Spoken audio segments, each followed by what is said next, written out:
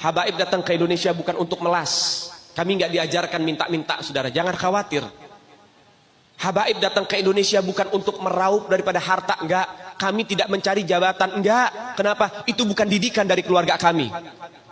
Didikan keluarga kami, lihat bagaimana Al-Habib Salim bin Ahmad bin Jindan, saya punya kakek, keluar masuk penjara. Kenapa bisa keluar masuk penjara? Membakar semangat perjuangan masyarakat Indonesia untuk merebut kemerdekaan, saudara. Al-Habib Ali bin Abdurrahman Al-Habsyi Kuitang, beliau yang memfatwakan ketika tanggal 17 Agustus Soekarno membacakan teks proklamasi mendeklarasi daripada kemerdekaan Indonesia. Beliau di hari Jumat itu, ba'da Jumat beliau fatwakan, sekarang saya fatwakan setiap tanggal 17 Agustus wajib pasang bendera merah putih di rumah-rumah kalian. Siapa yang nyuruh? Itu fatwa Habib Ali bin Abdurrahman Al-Habsyi Kuitang. Bendera merah putih, siapa yang memberikan instruksi kepada Bung Karno untuk membuat bendera merah putih sebagai bendera Indonesia? Itu adalah fatwa Al-Habib Idrus bin Salim Al-Jufri Palu Al-Khairat. Lambang negara Garuda, siapa yang buat? Al-Habib Asy-Syarif Hamid Al-Gadri dari Pontianak, keluarga baginda Nabi Muhammad. Lagu 17 Agustus, Pramuka, lagu syukur, siapa yang buat? Al-Habib Husain Al-Mutahhar dari Semarang, dzurriyyat baginda Nabi Muhammad. Jadi Anda jangan berpikir, ini habaib di Indonesia jasanya apa? Banyak, itu yang baru kecatat. Itu yang baru ketahuan. Masih banyak lagi daripada keluarga Nabi Muhammad yang tidak mau masuk buku karena perjuangannya ikhlas karena Allah dan Rasul. Banyak, saudara.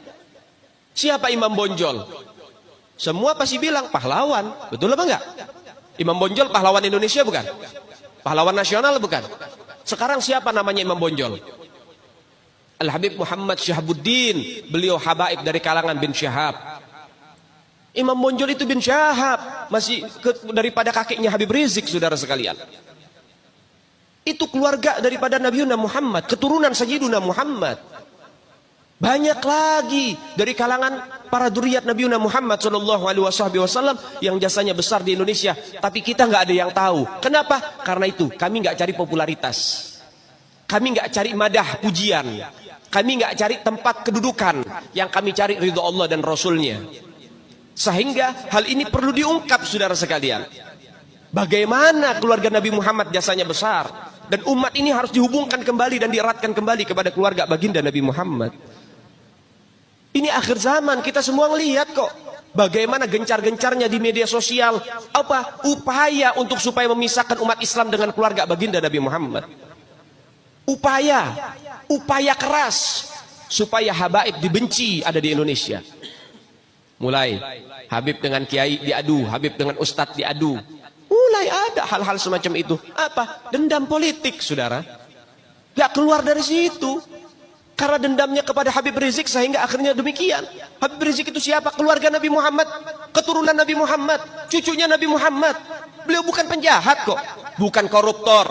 Beliau nggak pernah bawa lari uang rakyat. Beliau nggak pernah ngerugiin negara. Beliau tidak pernah mencemarkan nama baik negara. Beliau itu bukan penjahat, saudara. Bukan penjahat. Apa masalahnya dia? Sehingga dicecar sedemikian rupa. Cuman masalah prokes doang, 4 tahun, saudara. Berapa banyak di luar sana pejabat, aparat, bahkan rakyat yang melanggar prokes gak ada yang ditahan. Kenapa cuman Habib Rizik yang ditahan? Ini upaya untuk supaya umat Islam benci terhadap keluarga baginda Nabi Muhammad. Hati-hati, saudara sekalian. Nabi bilang, man mata ala bugdi ahlul bait mata yahudian atau nasranian. Siapa orang yang mati membawa benci kepada keluarga baginda Nabi Muhammad, dipastikan mati dalam keadaan Yahudi ataupun Nasrani, atau dalam bahasa daripada sederhananya mati dalam keadaan murtad. Sahabat tanya, wa in sama wa shalla ya Rasulullah, walaupun orang itu puasa, walaupun orang itu sholat, apa tetap hitung mati murtad? Apa kata Nabi? Wa in sama wa shalla, walaupun orang itu puasa, walaupun orang itu sholat, kalau dia mati bawa benci kepada keluarga Nabi Muhammad, dipastikan mati dalam keadaan murtad. Ini Nabi yang punya mau, bukan kita habaib. Dan seharusnya yang membahas masalah fadailul ahlul bait, keutamaan para habaib, bukan dari mulut saya, bukan dari mulut Habib Khalid, wala Habib yang lain, bukan. Tapi daripada mulut para guru-guru kita. Mereka yang lebih punya kewajiban untuk membahas masalah ini ke umat, saudara. Kenapa? Supaya tidak ada fitnah. Kalau saya yang bicara begini, akan ada pertanyaan. Itu maunya Habib. Itu maunya dia. Itu mah dalil buat-buatan dia. Terserah Anda. Kita tinggal menyampaikan ini dalil, menyampaikan ini syariat.